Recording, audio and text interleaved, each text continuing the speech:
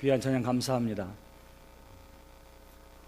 언제든지 주 뜻대로 사용하여 주소서 하는 우리 믿음 456 여선교회의 고백이 오늘 이 아침에 하나님의 마음을 감동하고 또 우리 모두에게 큰 도전이 되어지는 줄 믿습니다. 우리 매주 화요일마다 노인대학으로 모이는데 거기 오신 노인들 보면 내가 어른이고 내가 노인이다 하는 생각을 가지고 오세요. 근데 그분들을 섬기는 노인대학 봉사자들 보면 이 앞에 나와 계신 분들 있죠?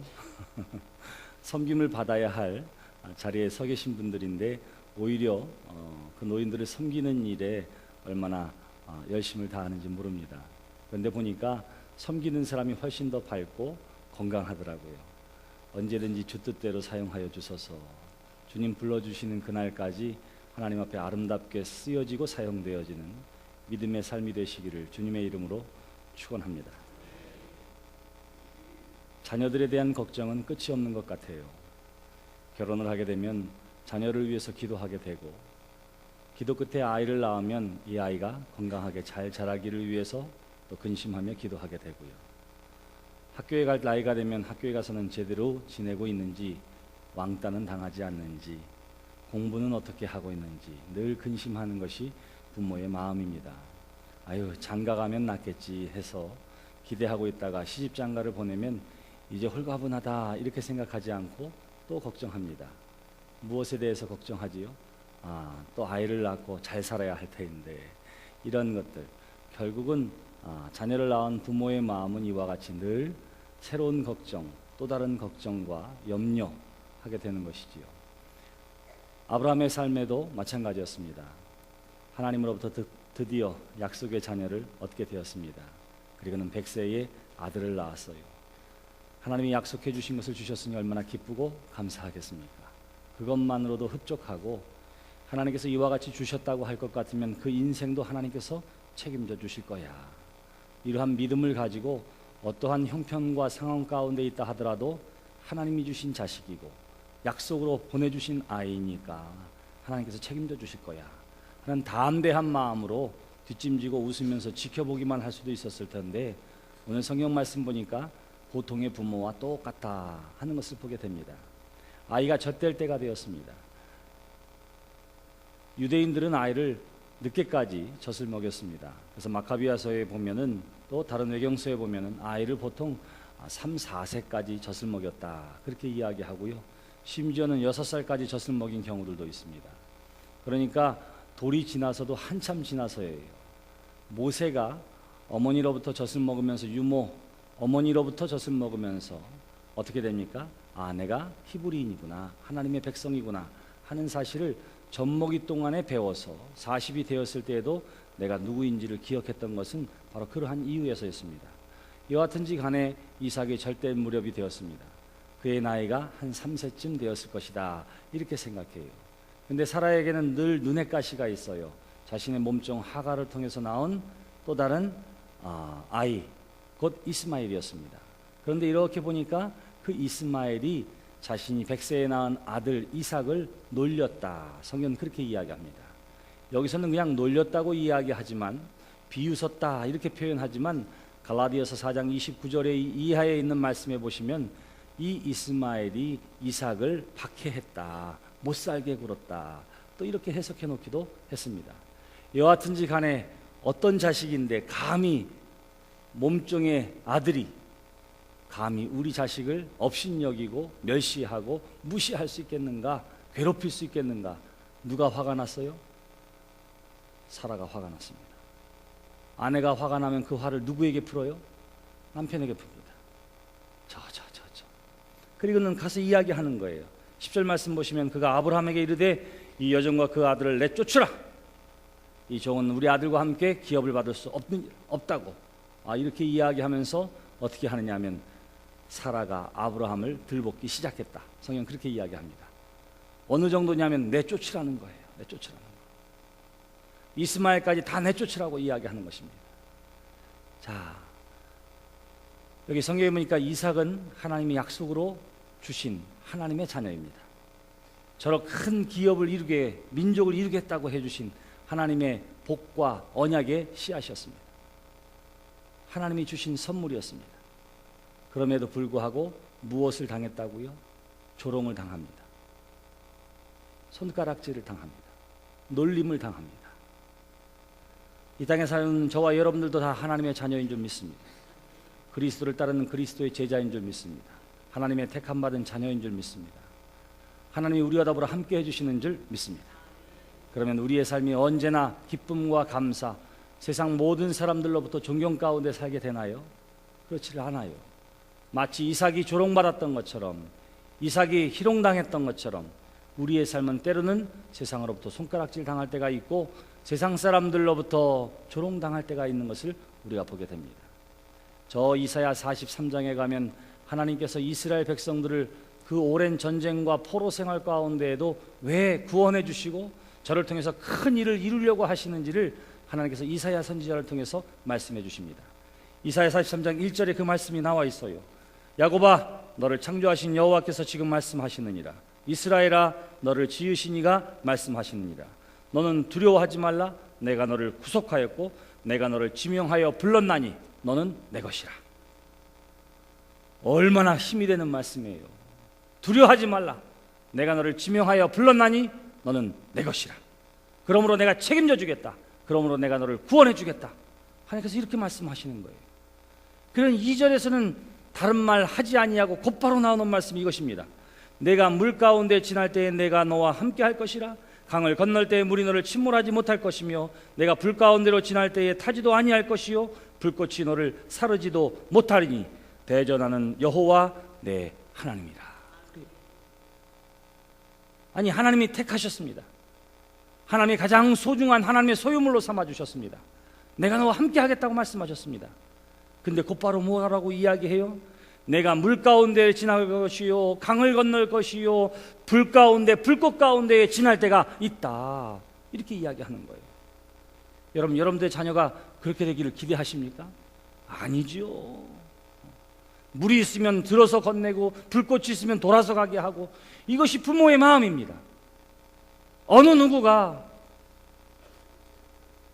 귀한 아들을 불꽃으로 지나가게 하고 강물 헤엄쳐서 건너봐 이렇게 내보내는 부모가 어디 있어요?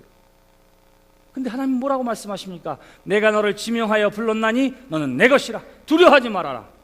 그러나 내가 물 가운데 지나게 될 것이요 강을 건너게 될 것이요 불꽃을 지나게 될 것이라. 이렇게 말씀하세요. 이삭이 하나님의 약속 있는 자녀로 태어났지만 세상으로부터 뭘 당해요? 손가락질을 당하고 비웃음을 당하고 놀림을 당할지라도 두려워하지 말라. 나는 내 하나님이 됨이니라. 내가 너와 함께함이라. 내가 너를 지명하여 불렀나니 너는 내 것이라. 불 가운데 타버려야 정상이지만 그러나 내가 너와 함께함으로 너는 그 불꽃에서도 타지 않는 은혜와 은총을 경험하게 될 것이라. 내가 물 가운데 힘겹고 역겨운 삶 가운데 빠져 죽을 위험 가운데 있다 할지라도 그러나 능력의 하나님이 너를 붙들어주고 구원해 주시는 은혜와 은력을 내가 경험하게 될 것이라.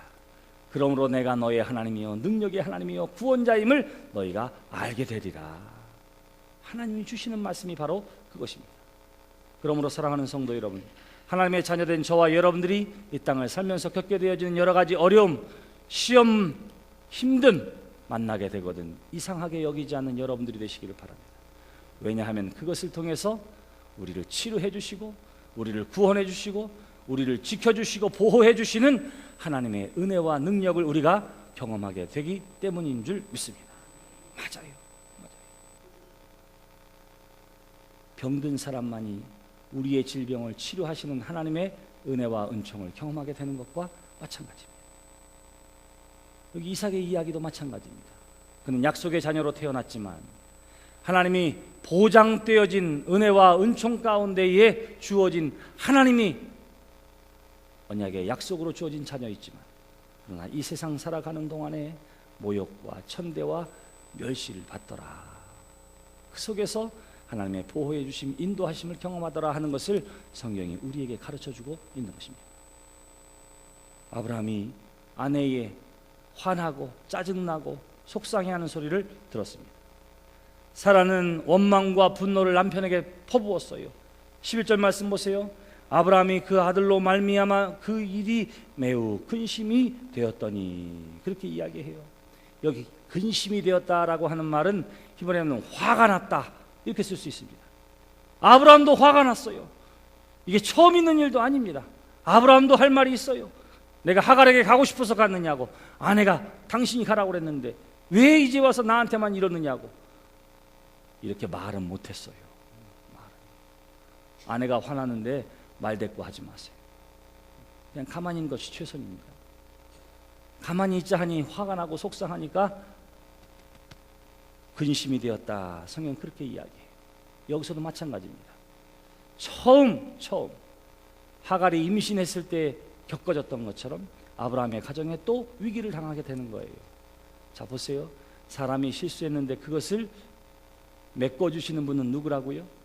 해결해 주시는 분은 누구라고요? 하나님이에요. 여기 보니까 12절에 하나님이 개입하셨다. 성경 그래요. 하나님이 아브라함에게 이르시되 말씀하십니다. 내 아이나 내 여종으로 말미암아 화내거나 근심하지 말아라. 사라가 내게 이런 말을 다 들으라. 다 들어주라. 이삭에게서 나는 자라야 내 씨라 부를 것이라. 하나님이 그렇게 말씀하셨고 사라의 이야기가 틀린 것은 아니다, 이렇게 이야기해요. 13절 말씀, 그러나 여종의 아들도 내시니 내가 그러한 민족을 이루게 하리라 하신지라. 그래요. 하나님은 분명히 약속의 자녀와 그렇지 않은 것을 구분하십니다. 그러나 그럼에도 불구하고 모든 민족과 모든 생명을 돌보시는 하나님이시라 하는 사실을 우리에게 가르쳐주는 거예요. 아브라함이 어떻게 합니까? 하갈과 이스마엘에게 먹을 것과 또 생필품을 다 싸주고는 내보내는 거예요. 내보내는 거. 가정의 평화를 위해서 내보내게 됩니다. 그러면 어떻게 됩니까? 그들이 브엘세바 광야에 이르렀다가 결국은 가죽 부대에 물이 떨어지고 음식이 떨어지고, 하갈이 어떻게 해요? 이제 우리가 죽게 되었구나. 그리고는 차마 그 아들이 죽는 것을 눈뜨고 보지 못했다. 아들이 굶어 죽는 것을 어떻게 보겠는가 하고는 관목숲에다 놔두고는 자기는 화살을 쏘아서 떨어질 만한 저 먼 거리에 가서 그리고는 앉아 우는 거예요. 아이도 웁니다. 버림받은 어머니와 버림받은 아들이 눈물 가운데 있는 거예요. 근데 성경은 뭐라고 이야기하느냐 하면 하나님께서 그 울음의 소리를 들으셨다, 그렇게 이야기합니다. 그 울음의 소리를 들으셨다.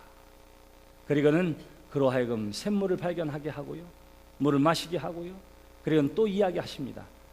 너로 하여금 또한 큰 민족을 이루게 해주겠다 말씀하시고 그 민족을 이루게 만들 만한 남편을 저로 하여금 만나게 해주셨다고 하는 것이 오늘 우리가 함께 읽은 본문 말씀의 내용입니다.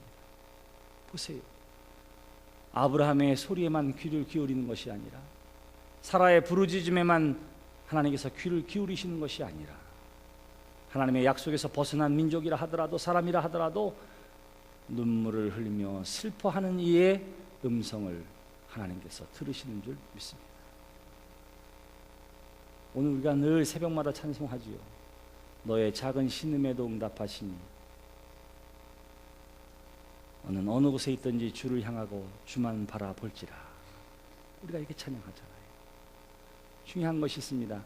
하갈과 이스마엘은 사실은 잘못한 것 없어요. 그는 전적으로 아브라함과 사라가 인간적인 방법으로 해결하려고 했을 때에 태어나게 되고 파생되어진 문제였던 것 뿐입니다. 갈등의 씨앗이었던 것 뿐이에요.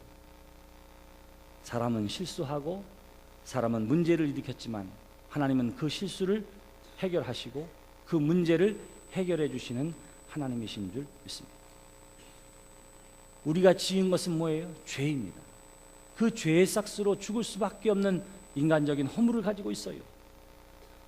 근데 그 죄의 문제를 해결하기 위해서, 그 갈등을 해결하기 위해서 이 땅에 오셔서 그 문제를 해결해 주신 분은 저 십자가를 지신 예수 그리스도인 줄 믿습니다. 끊임없이 사람은 문제를 일으키고 끊임없이 사람들은 갈등하지만 그러나 하나님은 그 문제를 해결해 주시고 그 갈등 가운데 진정한 화해를 허락해 주세요. 그 이유가 어디에 있습니까?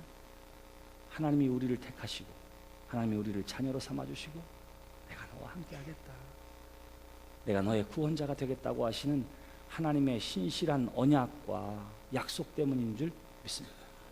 우리가 잘해서 그런 게 아니에요. 오로지 전적인 하나님의 은혜인 것입니다. 우리가 그 은혜 아래 살고 있어요. 또 기억해야 할 것이 있습니다. 하나님이 하갈과 이스마엘까지도 돌보셨다, 그렇게 이야기해요. 또한 이 말씀은 예수 그리스도를 믿음으로 말미암아 구원함을 얻은 저와 여러분들만이 하나님의 은혜와 은총 가운데 살아가는 것이 아니라 아직도 여전히 예수 믿지 않고 있는 사람이라 하더라도 하나님이 그에게 관심을 가지고 계시고 그의 신음에도 귀 기울이고 계시다고 하는 사실을 오늘의 성경을 통해서 우리에게 가르쳐주고 있는 거예요. 1924년 독일의 한 청년이 일기를 썼습니다. 메모를 남겼습니다. 거기에 이렇게 써 있었어요. 오염되지 않은 인종이 살고 있는 지역만이 전 세계를 다스리게 될 것이다. 이 사람이 누구냐면 아돌프 히틀러예요. 그는 나리아족과 게르만족과 같은 백인 우월주의를 내세웠던 사람입니다. 반유태주의를 내세우면서 유대인들을 인종 청소해버리겠다, 이렇게 생각했던 사람이고 유럽을 통일해야 되겠다고 생각했던 사람이에요. 그런데 어느 민족만이 가장 우월하다고요? 자기 민족만이 가장 우월하다고 생각했습니다. 유태인들을 학살하는 이유는 어디에 있었느냐 하면 바로 이와 같이 인종을 섞이지 아니하려고 또 열등한 민족을 없애버리려고 하는 그러한 잘못된 사고를 가지고 전쟁을 일으키기 시작했어요.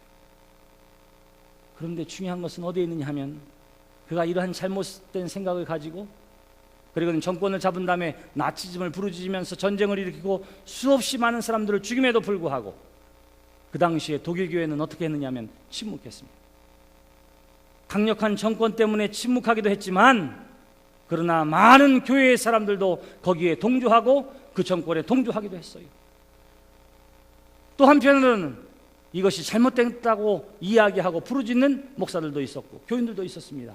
그 이유가 어디에 있었느냐 하면 하나님은 보편적으로 모든 인간들을 사랑해 주신다고 하는 성경의 말씀에 기초했을 때에 이러한 나치즘은 잘못된 것이라고, 백인 우월주의는 잘못된 것이라고, 단순한 살인과 전쟁이 잘못되기 이전에 그의 사고 자체가 하나님의 뜻에 맞지 않는다고 목소리를 높였던 사람들도 있었습니다. 사랑하는 성도 여러분, 분명한 사실은 어디에 있어요? 하나님은 하나님이 택한 하나님의 자녀들, 구원받은 하나님의 백성들 뿐만 아니라 여전히 예수 믿지 않고 있는 사람들에게도 하나님은 관심을 가지고 계십니다. 그들 또한 돌보기를 원하시고 그들 또한 구원받기를 하나님께서 기대해 주는 하나님의 자녀들이라 하는 사실을 꼭 기억하시기를 바랍니다. 그러므로 내가 예수 믿는다고 해서, 내가 교회 다닌다고 해서, 내가 하나님의 사람이라고 해서 교회 다니지 않는 사람이나 세상을 향해서 손가락질하는 것은 온전한 그리스도인의 모습이 아니에요. 어떻게 해야 합니까? 그들 또한 하나님이 사랑하는 하나님의 사람이구나. 그들 또한 하나님의 은혜와 은총 가운데 놓여 있어야 할, 마땅히 구원받아야 할 하나님의 사랑이 있는 사람들이구나 하는 사실을 기억하면서 먼저 믿음의 사람 된 여러분들을 통해서 그 구원의 역사가 이루어지도록 함께 기도하고 힘쓰고 애쓰는 여러분들이 되시기를 주님의 이름으로 축원합니다. 남편이 있는데 매일 술 먹고, 그리고는 매일 술을 먹으면 자기가 어렸을 때 매맞은 기억 때문에 그런지 어쩌는지 애들을 때리고 그리고 아내를 때리는 사람이 있었어요. 아내를 때리는 사람이 있었습니다. 얼마나 괴롭고 속상한지. 사람들한테 쉽게 이야기하는 거예요. 내 인생의 십자가는 저 사람이라. 내 인생의 십자가는 저 사람이라. 이혼하지도 못하고 아이들 때문에 그렇게 살아가는 사람이 있었습니다. 너무나 속상하고 너무나 미워하고, 그리고 어떻게 해서든지 도망가고 싶고, 그런 아이들 때문에 도망은 못 가고, 그러던 그 사람이 하나님 앞에 나와 은혜 받고는 내 남편 구원하라고 하나님이 나를 먼저 불러주셨구나 생각하고는 하나님 앞에 기도하기 시작했어요. 온 집안 식구들이 다 기도하기 시작했어요. 엄마도 예수 믿고, 아들, 딸도 예수 믿고, 그 어머니도 예수 믿고, 오로지 예수 믿지 않은 한 사람, 그 남편이었어요. 간절히 기도했지만 폭력이 줄어들지도 않고 술 먹는 것이 없어지지도 않았습니다. 지방에 나아가서 공사장에서 일하는 사람인데 어느 날 연락이 왔어요. 쓰러졌습니다. 병원에 가보니까 눈은 떴는데 아무런 반응이 없어요. 아무런 반응이 없어요. 근데 그때부터 더 많이 기도하기 시작합니다. 내가 속으로 미워하고 내가 언제 죽었으면 좋겠다 생각했던 그 마음은 다 사라지고, 하나님, 우리 남편의 영혼을 구원해 주세요. 기도하기 시작합니다. 목사에게 부탁을 해요. 목사님 오셔서 기도해 주세요. 제가 거기 갔습니다. 세상에 눈은 떴는데 깜빡거리지도 않고 아무 반응이 없어요. 정말로 신기하더라고요. 그냥 그 상태로 그냥 있는 거예요. 동공이 풀려 있는 대로. 그런데도 생명 유지 장치를 떼지는 못하고 있습니다. 손을 잡고 기도했어요. 하나님께서 저의 영혼을 구원해 주시옵소서. 예수 그리스도를 믿음으로 말미암아 주님을 영접하고 하나님의 자녀가 되게 해 주시옵소서. 할 수만 있으면 일어나서 주 앞에 나와 예배 드리게 해 주시옵소서. 우리 모두의 간절한 기도를 들어 주시옵소서. 기도가 끝났는데 처음 반응이 뭐냐 하면 계속 떠있는 눈에서 눈물만 나더라고요. 제 마음에 하나님께서 살려주시겠다 이런 생각이 들었습니다. 열심히 기도하자. 그리고 왔는데 병원이랑 합의를 해서 어떻게 하면 도저히 가능성이 없으니까 이거 다 떼면 어떻게 해요? 집으로 옮기면 몇 시간 안에 돌아가실 거라는 거예요. 가족회의를 끝나고 나서 제가 집회 갔다 온 사이에 집으로 왔습니다. 그러니 임종 예배를 드리고 초상을 준비하느라 잔치집 음식을 막 준비해 놓은 거예요. 집회를 끝나고 와서 가보니까 그런 상태였습니다. 병원에서 와서 돌아가실 분들은 어떻게 하면 이불도 덮지 않아요.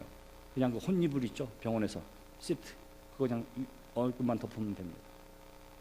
근데 어떻게 됐냐 하면 안 돌아가실 것 같은 거예요. 그로부터 하루에 3번씩 예배 드렸는데 21일 동안 살아계셨습니다.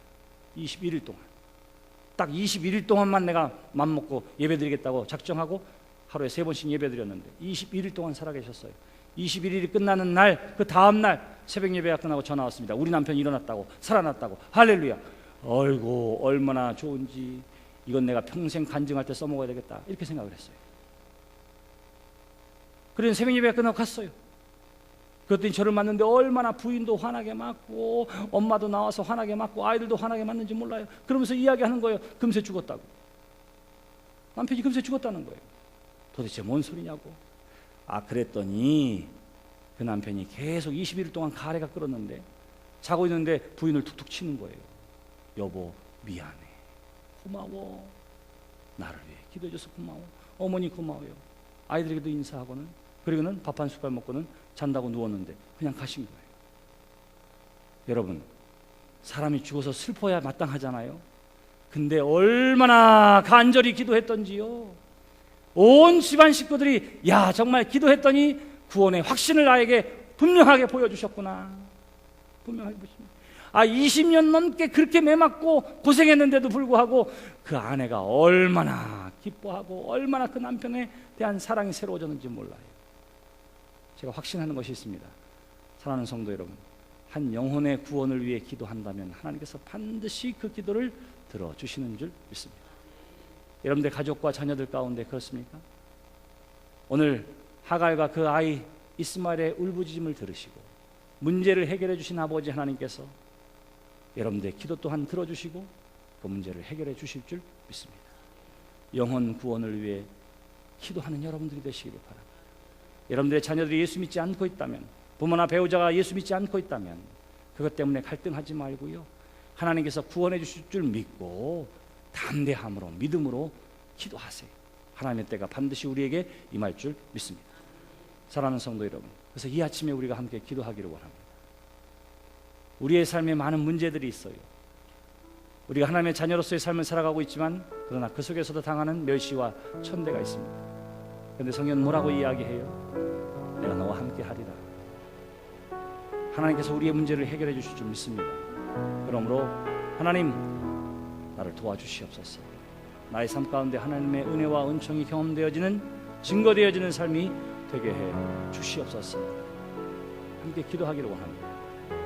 여러분, 이 아침에 여러분 주변에 예수 믿지 않고 있는 사람들이 있다면 아버지 하나님, 하갈을 책임져 주시고 이스마엘을 보호해 주신 아버지 하나님, 저의 영혼을 불쌍히 여겨 주시고 저의 삶 가운데 함께 해주시고 또한 구원함으로는 복된 삶이 되게 해 주시옵소서. 함께 기도해 주시고 또한 이 시간 기도할 때 우리의 자녀들을 위해서도 함께 기도하기로 합니다. 우리의 자녀들이 어려서부터 하늘나라의 크고 비밀한 일들을 깨달아 아는 믿음의 자녀가 되게 해달라. 하나님이 주시는 복 가운데에 하나님의 영광을 드러내는 자녀들이 되게 해달라. 이 시간 우리 함께 한 목소리로 기도합시다. 하늘에 전하신 아버지 하나님들 감사합니다. 오늘도 우리 주신 하나님의 말씀을 통해서 하나님의 삶을 하루하루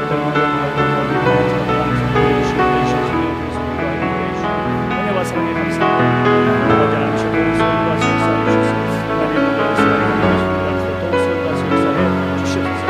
하나님의 영광만 사랑하는 것 예수 믿지 않는 모든 세상을 하나님께서 품으시고 하나님의 자녀를 삼으시고 있습니다. 아버지 우리를 믿음으로 축복하여 주셨사오니 아버지 아름다운 행실과 입술의 증언들을 통해서 많은 영들을 구원하는 수많은 견빈의 선물이라 해서 더욱 소원과 역사해 주시옵소서.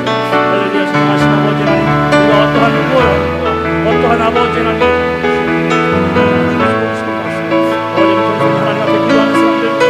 원주를 사모하며 기뻐하는 주의 손들을 도우시고 인도하시고 역사해 주시옵소서. 하나님의 은혜와 사랑과 구원의 역사는 보편적으로 모든 민족과 모든 사람들을 향한 하나님의 구원의 역사가 있음을 기억하면서 도우시고 인도하시고 역사해 주시옵소서. 하나님 아버지, 은혜를 감사합니다. 약속 있는 자녀라 하더라도, 하나님의 택함받은 백성이라 하더라도 세상에서 멸시와 천대와 어려움을 당할 때가 있음을 기억하며 바로 그때는 하나님의 은혜와 은총과 능력을 경험할 때인 줄 믿고 감사하며 하나님 앞에 기대감을 갖는 성도들 되게 하여 주시옵소서. 때로는 이 땅에 살면서 이런저런 실수를 하고 이런저런 문제를 일으키는 연약한 사람들이지만 그러나 그 문제를 해결해 주시고 그 갈등을 치유해 주시는 하나님이 또한 우리와 더불어 함께 해 주심을 믿고 우리의 모든 염려와 근심을 하나님 앞에 내어 맡기는 믿음의 사람들 되게 해 주시옵소서. 하나님의 관심과 사랑이 이 자리에 모여 있는 우리뿐만 아니라 밖에 있는 모든 사람들 또한 하나님의 관심과 사랑의 대상이 되어지고 그 모든 사람들 또한 하나님의 자녀로 삼기를 원하심을 오늘의 성경을 통해서 우리로 하여금 보게 해주시니 감사합니다. 어떠한 편견도 없는 사람들이 되게 해 주시옵소서. 함부로 판단하거나 정죄하는 죄를 범하지 않게 하여 주시옵소서. 그리고 하나님께서 그토록 사랑해 주시고 관심을 가져주시는 세상 구원을 위하여, 예수 믿지 않는 사람들의 영혼 구원을 위하여 오늘도 깨어 기도하는 우리 모두가 되게 하여 주셔서 하나님의 구원의 역사에 쓰임받는 교회가 되게 하시고 성도들이 되게 해 주시옵소서. 이 시간 제1회 새벽기도의 15번째 날에 부름받아서 하나님 앞에 나와 예배할 때에 하나님에 대한 감사와 사랑과 소망의 마음을 담아서 귀한 예물을 봉헌합니다. 예배를 통해서 몸과 마음과 시간을 드리오니 드려지는 손길들마다 위에 하늘의 신령한 은혜와 은총을 더욱 허락해 주시옵시고 거듭 계속되어지는 예배 시간을 통해서 우리의 믿음 또한 회복되게 도와 주시옵소서. 우리의 신앙이 하나님 앞에 온전해지고 바르게 세워짐이 있게 하여 주시옵소서. 아브라함의 인생 여정을 책임져 주신 하나님을 만나고 그 하나님과 동행하는 우리 모두가 되게 하여 주시옵소서. 오늘도 새날을 시작하는 모든 성도들과 여행 중에 있고 출장 중에 있는 성도들, 우리의 자녀들, 마음은 원이로 돼 육신이 약하여 참여하지 못한 모든 성도들에 이르기까지 눈동자처럼 지켜주시고 돌봐주시는 복되고 아름다운 날, 주와 같이 길 가는 것 즐거운 일 아닌가. 찬송으로 시작해서 감사로 마치는 아름다운 한날의 삶 또한 되게 해 주시옵소서. 이제는 우리 주 예수 그리스도의 크신 은혜와 하나님 아버지의 사랑하심과 성령님의 감화 감동 역사해 주시며 새 일의 새벽 기도에 15번째 날에 부름받아서 신령과 진정으로 예배하고 돌아가는 당신의 사랑하는 모든 성도들 위해 주관하며 예배하는 믿음 456 여선교회와 회원들 가운데 오늘도 이 아침에 사랑과 섬김의 마음으로 귀한 음식을 대접하는 여선교회 손길들마다 위에 찬양으로 헌신하는 찬양단 가운데에 지금으로부터 영원토록 함께하여 주시기를 간절히 축원하옵나이다.